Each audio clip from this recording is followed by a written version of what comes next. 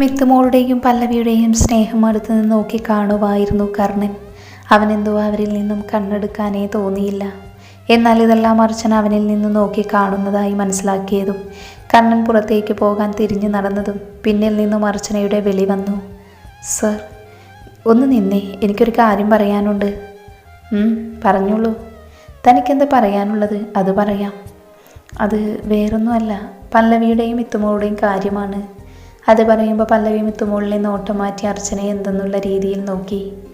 സാറിനോട് ഞാൻ രാവിലെ വിളിച്ചപ്പോൾ പറഞ്ഞില്ലേ എനിക്കും സൂര്യയ്ക്കും നാട്ടിലേക്ക് പോകേണ്ട ആവശ്യം അതുള്ളത് കൊണ്ട് ലീവ് വേണമെന്ന്.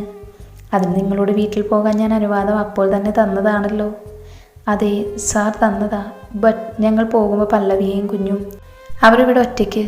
അവരെ വിശ്വസിച്ച് ഒരാളെ ഞങ്ങൾ വരുന്നവരെ നോക്കാനുണ്ടായെങ്കിൽ ഇത് ഞങ്ങൾ പോകുമ്പോൾ അവളും കുഞ്ഞും ഒറ്റയ്ക്ക്. അർച്ചന ഓരോന്ന് തപ്പിപ്പരതി പറയുമ്പോൾ കർണൻ അവളെ തന്നെ കൂർപ്പിച്ച് നോക്കി. എങ്കിൽ പിന്നെ അവരെ നിങ്ങൾക്കൊപ്പം നാട്ടിലേക്ക് കൂട്ടിക്കൊണ്ട് പൊക്കൂടെ? അപ്പോൾ പിന്നെ അവരെ പറ്റി ടെൻഷൻ അടിക്കാൻ വരില്ലല്ലോ. ഞങ്ങൾക്കൊപ്പം വിളിച്ചതാ, പക്ഷേ അവൾ നാട്ടിലേക്ക് വരാൻ കൂട്ടാക്കുന്നില്ല. ഞങ്ങൾ വരുന്നവരെ പല്ലവിയെയും മിത്തുമോളെയും സാറൊന്ന് നോക്കാമോ? ഞങ്ങൾ വരുന്നവരെ മാത്രം വിശ്വസിച്ച് ഇവരെ ഞങ്ങൾക്കിവിടെ ഏൽപ്പിച്ചു പോകാൻ വേറെ ആരുമില്ല. സാറിന് ഈ കാര്യത്തിൽ ഞങ്ങളെ സഹായിച്ചൂടെ പ്ലീസ്? അർച്ചന അവസാനത്തെ വാക്കുകൾ ഒരുപാട് സങ്കടം നിറച്ചുകൊണ്ടായിരുന്നു കർണനോട് പറഞ്ഞത്. ഏറെ നേരം പല്ലവിയെയും മിത്തുമോളെയും മാറി മാറി നോക്കി കർണൻ. നിങ്ങൾ എന്തായാലും നാട്ടിൽ പോകാൻ തീരുമാനിച്ചതല്ലേ, പോയിട്ട് വാ. തൽക്കാലം പല്ലവിയുടെയും മിത്തുമോളുടെയും കാര്യം അത് ഞാൻ നോക്കിക്കോളാം. എങ്ങനെ നന്ദി പറയണമെന്നറിയില്ല, പക്ഷെ ഒരുപാട് നന്ദിയുണ്ട്.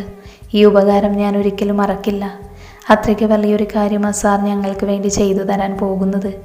നാട്ടിൽ പോകേണ്ട വലിയൊരു അത്യാവശ്യമുള്ളത് കൊണ്ടാണ്. ഇല്ലെങ്കിൽ ഒരിക്കലും ഇവളെയും മിത്തുമോളെയും ഈ അവസ്ഥയിലാക്കി ഞങ്ങൾ പോകില്ലായിരുന്നു. അതിന് കർണൻ ഒന്നും മിണ്ടിയില്ല. അവൻ്റെ മനസ്സിൽ അപ്പോഴും മിത്തുമോളും പല്ലവിയും മാത്രമായിരുന്നു. പല്ലവി ബെഡിലിരുന്ന് തന്നെ കർണനെ വിളിച്ചു. സാർ, അവൾ പറയുന്നത് കാര്യമാക്കണ്ട. ഞങ്ങൾക്ക് ആരുടെയും കൂട്ട ആവശ്യമില്ല. സാർ വെറുതെന്തിനാ ഞങ്ങൾക്ക് വേണ്ടി ഇങ്ങനെ ബുദ്ധിമുട്ടുന്നത്? ഇപ്പം തന്നെ ഞങ്ങൾക്ക് വേണ്ടി ഒരുപാട് സഹായങ്ങൾ ചെയ്തു കഴിഞ്ഞു. ഇനിയും ഞങ്ങൾക്ക് വേണ്ടി സാർ ഇങ്ങനെ? പല്ലവി ബാക്കി കൂടെ പറഞ്ഞു തീർക്കും മുന്നേ കർണൻ പല്ലവിക്കെതിരെ തിരിഞ്ഞു. അത് താനാണോ തീരുമാനിക്കുന്നത്?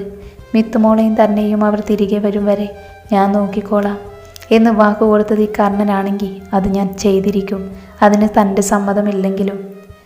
പല്ലവിക്ക് അവനെ എതിർക്കാനായില്ല. കാരണം അവൻ്റെ വാക്കുകൾ ഓരോന്നും ഉറച്ചതായിരുന്നു. കർണൻ അർച്ചനയ്ക്ക് മുന്നിൽ വന്നു നിന്നു. നിങ്ങൾ വരുന്നത് വരെ മിത്തുമോളും പല്ലവിയും എനിക്കൊപ്പം എൻ്റെ തറവാട്ടിൽ കാണും. അതുവരെ ഇവർക്കുള്ള ഡ്രസ്സും മറ്റും താൻ തന്നെ പാക്ക് ചെയ്ത് വെക്കണം, ഞാൻ പുറത്തു പോയിട്ട് വരുമ്പോൾ. അതിന് അർച്ചന അതൊന്ന് തലയാട്ടി. കർണൻ പല്ലവിയെ ഇരുത്തിയൊന്ന് നോക്കിയ ശേഷം അവിടെ നിന്നും പുറത്തേക്ക് പോയിരുന്നു. അർച്ചന തിരിഞ്ഞ് പല്ലവിയെ നോക്കുമ്പോൾ പല്ലവിക്ക് അവളെ കൊല്ലാനുള്ള ദേഷ്യമുണ്ടായിരുന്നു. നിനക്കിപ്പോൾ മനസ്സിലാവില്ല ഞാൻ ചെയ്തതിൻ്റെ വില എന്തെന്ന്.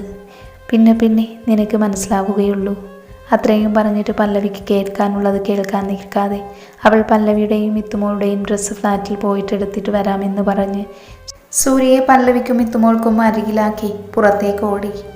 കർണൻ പല്ലവിയെ ഡിസ്ചാർജ് ചെയ്ത് ബില്ലുമായി വരുമ്പോൾ അർച്ചനയും സൂര്യയും പല്ലവിയെയും മിത്തുമോളെയും കർണനൊപ്പം പോകാൻ കണക്കിന് റെഡിയാക്കിയിരുന്നു. അപ്പോഴും ചെയ്യുന്നത് ശരിയാണോ തെറ്റാണോ എന്നറിയാതെ പല്ലവിയുടെ മനസ്സ് കിടന്ന് പിടിച്ചു. പല്ലവിയെയും മിത്തുമോളെയും കർണനൊപ്പം കാറിൽ കയറ്റി അയക്കുമ്പോൾ അർച്ചനയ്ക്കും സൂര്യയ്ക്കും എന്തെന്നില്ലാത്ത സന്തോഷം തോന്നി. അവരെ ഭദ്രമായി കരങ്ങളിൽ തന്നെയാക്കാൻ കഴിഞ്ഞല്ലോ എന്നോർത്ത്. എന്നാൽ പല്ലവിയെ കാണാൻ ഓടിയെത്തി സഞ്ജയ് കാണുന്നത് കർണനോടൊപ്പം പോകുന്ന പല്ലവിയെയാണ്.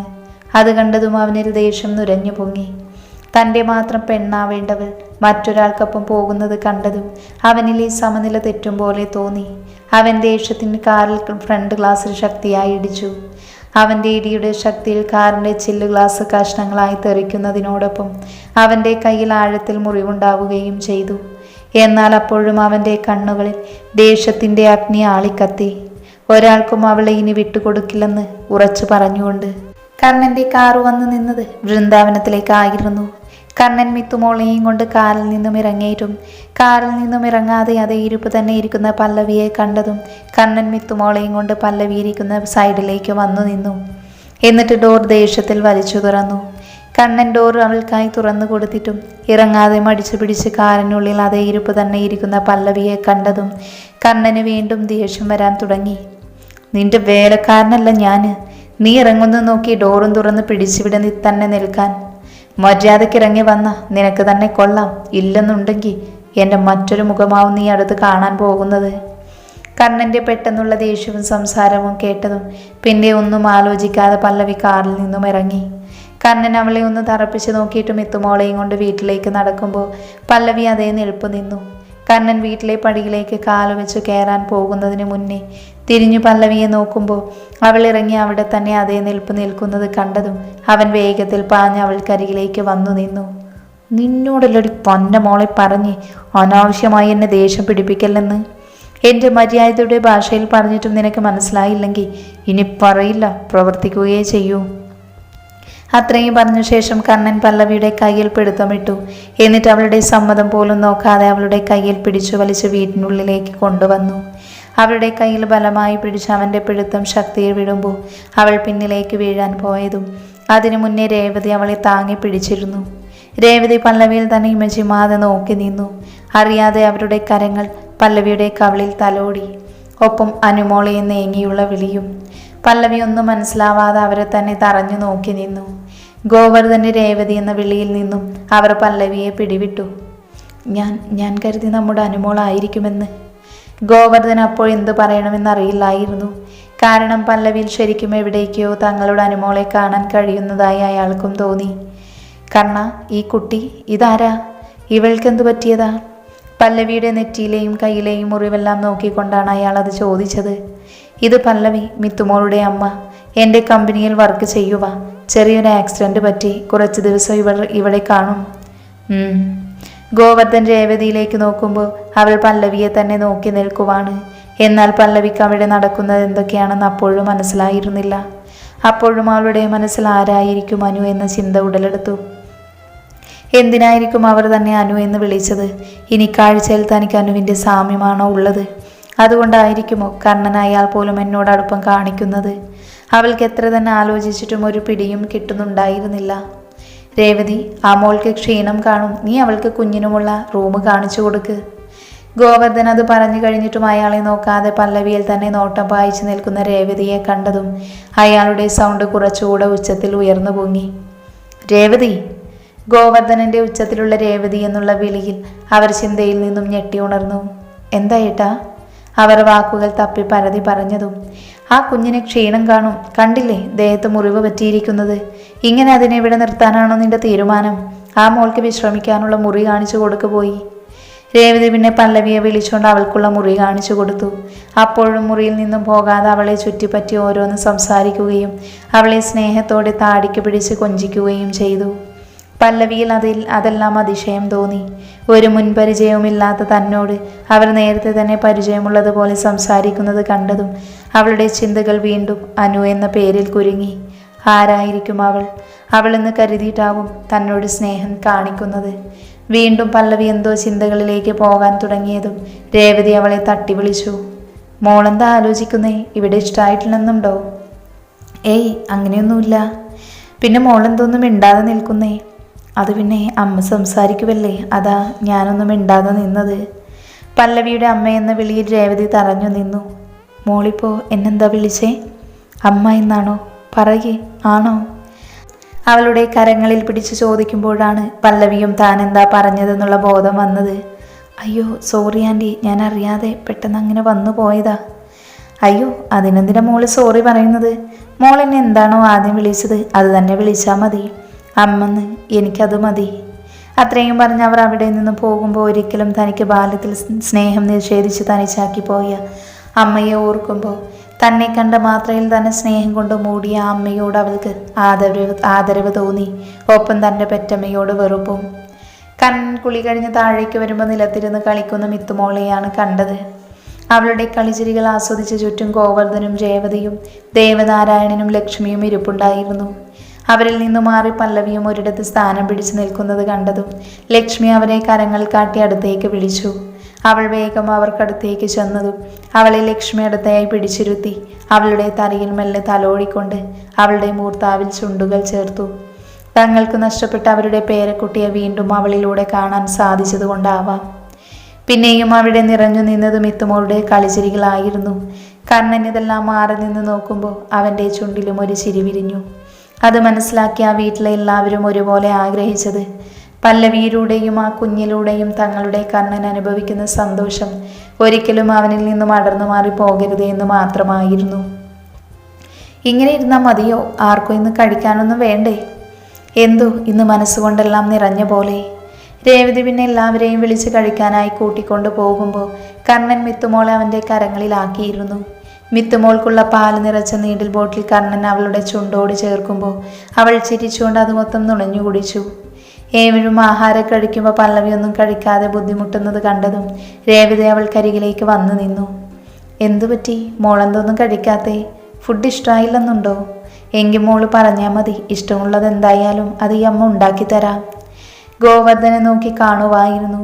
തൻ്റെ മകളുടെ മരണത്തിനു ശേഷം കർണനു വേണ്ടി സന്തോഷം നടിച്ചു നടന്നവളിപ്പോൾ പല്ലവിയിലൂടെ മനസ്സറിഞ്ഞ് സന്തോഷിക്കുന്നത് കണ്ടതും അയാൾക്കും എന്തെന്നില്ലാത്ത സന്തോഷം തോന്നി.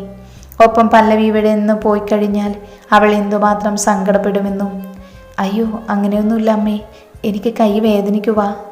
അപ്പോഴാണ് രേവതിയും അവളുടെ വലത്തെ കൈയിലെ മുട്ടിൻ്റെ ഭാഗത്തുള്ള മുറിവിലെ കെട്ട് ശ്രദ്ധിക്കുന്നത്. അതിനാണ് മോള് കഴിക്കാതിരിക്കുന്നേ? അതമ്മയോട് പറഞ്ഞാൽ പോരായിരുന്നു? അമ്മ മോൾക്ക് വാരി തരില്ലേ? അത്രയും പറഞ്ഞുകൊണ്ട് അവർ പല്ലവിക്ക് വാരി കൊടുക്കാൻ തുടങ്ങി. പല്ലവി ആദ്യമായി ഒരമ്മയിൽ നിന്നും അറിയാൻ തുടങ്ങുന്ന സ്നേഹത്തിൽ അവളുടെ കണ്ണുകൾ നിറഞ്ഞു തൂകി.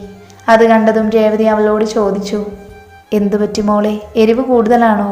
വെള്ളം തരട്ടെ എന്നൊക്കെ ആദിയോട് അവർ ചോദിക്കുമ്പോൾ പല്ലവി ഇല്ല എന്ന് തലയാട്ടി. എന്നിട്ട് വീണ്ടും അവളുടെ കണ്ണുകൾ നിറഞ്ഞു തുളുമ്പാൻ തുടങ്ങി. തൻ്റെ കണ്ണുനീരിനെ തടഞ്ഞു നിർത്താനാവുന്നില്ലെന്ന് കണ്ടതും അവൾ അവിടെ നിന്നും എഴുന്നേറ്റ് പോകാൻ തുടങ്ങിയതും ലക്ഷ്മി അവളെ വിളിച്ചു. മോളെന്തിനെ കരയുന്നേ? കരയാൻ മാത്രം ഇവിടെ മോൾക്ക് ഇഷ്ടമല്ലാതായത് ആരെങ്കിലും എന്തെങ്കിലും പറഞ്ഞോ? പറഞ്ഞെങ്കിൽ മുത്തശ്ശി മാപ്പ് ചോദിക്കുന്നു. ഒരിക്കലും മുത്തശ്ശി എന്നോട് മാപ്പ് ചോദിക്കാനായി പാടില്ല. കാരണം ആരാണെന്ന് പോലും അറിയാത്ത എന്നോട് ഇത്രയും സ്നേഹം കാണിക്കുന്ന നിങ്ങളെല്ലാവരും ഇന്നും എനിക്ക് ദൈവത്തിന് തുല്യമായിരിക്കും. ഇവിടെയുള്ള എല്ലാവരും ഈ കാണിക്കുന്ന സ്നേഹത്തിന് ഞാൻ അർഹയാണോ എന്ന എൻ്റെ സംശയം. ഞങ്ങളുടെ സ്നേഹത്തിന് മോൾ അർഹതയില്ലെന്ന് ആരെ ഇവിടെ പറഞ്ഞേ? ജീവിതത്തിൽ സ്നേഹം നിഷേധിക്കപ്പെട്ടവളാ ഞാൻ. എൻ്റെ കുഞ്ഞു പ്രായത്തിൽ തന്നെ എന്നെയും അച്ഛനെയും ചേച്ചിയെയും ഉപേക്ഷിച്ച് അമ്മയുടെ ലോകം വെട്ടിപ്പിടിക്കാൻ പോയിരുന്നു. പല രാത്രിയിലും അമ്മയെ കാണാൻ വാശി പിടിച്ച് കരഞ്ഞപ്പോൾ ഒരിക്കലും തൻ്റെ മകൾക്ക് വേണ്ടി തിരിച്ചച്ഛൻ്റെ ജീവിതത്തിലേക്ക് വരാൻ അമ്മയോട് കാല് പിടിച്ച് ഞങ്ങൾക്ക് വേണ്ടി അപേക്ഷിച്ച അച്ഛനെ അമ്മയുടെ ആൾക്കാരെ വിട്ട് പട്ടിയെ തല്ലും പോലെ ഞങ്ങളുടെ മുന്നിലിട്ട് തല്ലിയിറക്കി. അന്ന് മുതൽ അച്ഛൻ്റെയും അമ്മയുടെയും സ്നേഹം അച്ഛനൊറ്റയ്ക്ക് നിന്ന് ഞങ്ങൾക്ക് നൽകാൻ തുടങ്ങി. പിന്നെ ഒരിക്കലും ഞാൻ അമ്മയെ കാണാൻ വാശി പിടിച്ച് കരഞ്ഞിട്ടില്ല. കാരണം അച്ഛനോളം വലുതായി മറ്റൊന്നും അപ്പോൾ എനിക്കില്ലായിരുന്നു. അച്ഛനെയും ഞങ്ങളെയും വേണ്ടെന്ന് പറഞ്ഞു പോയ ആ സ്ത്രീയോട് ദേഷ്യം മാത്രമായിരുന്നു. ഒരു പെൺകുട്ടി എന്ന നിലയിൽ വയസ്സറിയിച്ചപ്പോൾ അച്ഛനിൽ ഒരുപാട് പരിമിതികൾ ഉണ്ടായിരുന്നു. അത് മനസ്സിലാക്കി അന്ന് എന്നെ ചേർത്ത് പിടിച്ചത് എൻ്റെ ഉറ്റുകൂട്ടുകാരികളായ അച്ചുവിൻ്റെയും സൂര്യയുടെയും അമ്മമാരായിരുന്നു. എന്നാലും അവരെ അധികം ബുദ്ധിമുട്ടിക്കാതെ എല്ലാം അച്ഛൻ തന്നെ എത്തിച്ചിരുന്നു. ജീവിതത്തിൽ എപ്പോഴെല്ലാം ഞാൻ തളർന്നു പോകുമ്പോഴും ആ ദുഃഖങ്ങൾ പങ്കിടാൻ അച്ഛൻ്റെ മാറോടെന്നെ ചേർത്ത് പിടിക്കുമായിരുന്നു. അവിടെ എപ്പോഴും ഞാൻ സുരക്ഷിതയായിരുന്നു. അപ്പോഴും ഞാൻ ആഗ്രഹിച്ചത് ഞങ്ങൾക്ക് വേണ്ടി ജീവിതം കളഞ്ഞ അച്ഛന് ഞങ്ങൾ മക്കളിലൂടെ സന്തോഷം മാത്രം നൽകണമെന്ന് മാത്രമായിരുന്നു. എന്നാൽ അതിനു പോലും ഭാഗ്യമില്ലാത്ത ജന്മമായി പോയി എൻ്റേത്. എൻ്റെ അച്ഛൻ്റെ മരണം പോലും നേരിൽ കണ്ട് കണ്ണീർ വാർക്കാനല്ലാതെ എൻ്റെ അച്ഛനെ സംരക്ഷിച്ച് ചേർത്ത് പിടിക്കാൻ ഈ മകൾക്കായില്ല. അവിടെ നഷ്ടമായി എനിക്കെല്ലാം. ഒരച്ഛൻ്റെ സ്നേഹം, ഒരമ്മയുടെ വാത്സല്യം എല്ലാം ഒറ്റയ്ക്ക് എനിക്ക് തന്ന എൻ്റെ അച്ഛനെ. അത്രയും പറഞ്ഞ് കരഞ്ഞുകൊണ്ട് പല്ലവി നിലത്തേക്ക് ഉതിർന്ന് വീഴുമ്പോൾ മിത്തുമോളെയും കൊണ്ട് കർണൻ അവൾക്കരിയിലേക്ക് പാഞ്ഞെടുത്തു. അവൾക്കരികിൽ മുട്ടുകുത്തിയിരുന്ന അവളെ തൻ്റെ നെഞ്ചോരം ചേർത്ത് പിടിച്ച് കരയുമ്പോൾ അവൻ്റെ നെഞ്ചോരം ചേർന്ന് അവളും കരഞ്ഞിരുന്നു. അവളിലെ എല്ലാ സങ്കടങ്ങളും പെയ്തിറക്കിക്കൊണ്ട് കണ്ടുനിന്നെല്ലാവരിലും ആ കാഴ്ച സങ്കടം വിതറി. ഏറെ നേരത്തിനു ശേഷം അവളുടെ കരച്ചിലടക്കി തല ഉയർത്തി നോക്കുമ്പോഴാണ് കർണൻ്റെ നെഞ്ചോരം ചേർന്നാണ് താൻ ഇത്രയും നേരം കരഞ്ഞതെന്ന ബോധം വന്നത്. അവൾ വേഗം അവനിൽ നിന്നും പിടഞ്ഞു മാറി എഴുന്നേൽക്കുമ്പോൾ അവൾക്ക് അവൻ്റെ മുഖത്തേക്ക് നോക്കാൻ പോലും പറ്റാത്ത പോലെ തോന്നി. പിന്നെ ആരോടൊന്നും പറയാതെ അവൾ മുറിയിലേക്ക് കയറി പോകുമ്പോൾ ദേവനാരായണൻ കർണൻ്റെ അടുത്തേക്ക് വന്നു. ആ മോൾ ആരെന്നോ എന്തെന്നോ എവിടെ നിന്നു വന്നു എന്നോ ഞങ്ങൾ ചോദിക്കില്ല. പക്ഷേ ആ കുട്ടി ഇവിടെ നിൽക്കുന്ന നാളത്രയും നമ്മളിൽ ആര് കാരണവും അവളുടെ കണ്ണുകൾ നിറയാൻ ഇടവരരുത്. അത്രമാത്രമേ ഈ മുത്തശ്ശന് പറയാനുള്ളൂ. അത്രയും പറഞ്ഞ് അയാൾ അവിടെ നിന്ന് പോകുമ്പോഴും എല്ലാവരുടെയും മനസ്സിൽ അപ്പോഴും വിങ്ങലായി മാറിയത് പല്ലവി പറഞ്ഞ കാര്യങ്ങളായിരുന്നു. അപ്പോഴും കർണൻ്റെ മനസ്സിൽ താൻ മനസ്സിലാക്കിയ പോലെയല്ല, പല്ലവി തനിക്കും ഇനിയും മനസ്സിലാകാത്ത പലതും അവൾക്ക് ചുറ്റിലുമുള്ളതായി അവൻ്റെ മനസ്സ് പറഞ്ഞുകൊണ്ടേയിരുന്നു. കർണൻ രാവിലെ ഓഫീസിൽ പോകാൻ ഇറങ്ങുമ്പോൾ ഗോവർദ്ധനൻ്റെ കയ്യിലിരുന്ന് അവനെ കണ്ടതും അവന് നേരെ കരങ്ങൾ നീട്ടിയെടുക്കുവാനായി മോണ കാട്ടിച്ചിരിക്കുന്ന മിത്തുമോളെ കണ്ടതും കർണൻ ഓടി വന്ന് അവളെ മാറോട് ചേർത്ത് തുരുതുരാ മുത്തങ്ങൾ നൽകി. എന്നിട്ട് ഗോവർദ്ധനൻ്റെ കരങ്ങളിൽ തിരിച്ചവളെ ഏൽപ്പിച്ച ശേഷം കർണൻ അവിടെ നിന്നും പുറത്തേക്ക് പോകുമ്പോൾ കർണൻ പോകുന്ന വഴി നോക്കി അവൾ ചിണുങ്ങാൻ തുടങ്ങി. അപ്പോഴും ഗോവർദ്ധനൻ അവളെ ഓരോന്ന് പറഞ്ഞ് ചിരിപ്പിക്കാൻ നോക്കിക്കൊണ്ടിരുന്നു. കർണൻ കാറുമായി വന്നതും അവൻ്റെ കാറിനെ കുറുകെ സഞ്ജയ് തൻ്റെ കാറ് കൊണ്ട് വട്ടം നിർത്തിയതും കർണൻ കാറ് മാറ്റുന്നതിനായി നീട്ടി ഹോൺ അടിച്ചിട്ടും ഒരടി പോലും പിന്നിലേക്ക് മാറ്റാതിട്ടിരിക്കുന്നത് കണ്ടതും കർണൻ ദേഷ്യത്തിൽ കാറിൽ നിന്നും ഇറങ്ങി സഞ്ജയുടെ കാറിൻ്റെ അടുത്തേക്ക് നടന്നെടുത്തു. കാറിൻ്റെ ഡോർ ശക്തികൾ വലിച്ചു തുറന്ന് സഞ്ജയുടെ ഷർട്ടിൻ്റെ കോളറിൽ പിടിച്ച് തനിക്ക് അഭിമുഖമായി പുറത്തേക്ക് നിർത്തുമ്പോൾ കർണൻ്റെ മുഖത്ത് ദേഷ്യമാണെങ്കിൽ സഞ്ജയുടെ മുഖത്ത് പുച്ഛം കലർന്ന ചിരിയായിരുന്നു നിറഞ്ഞു നിന്നത്.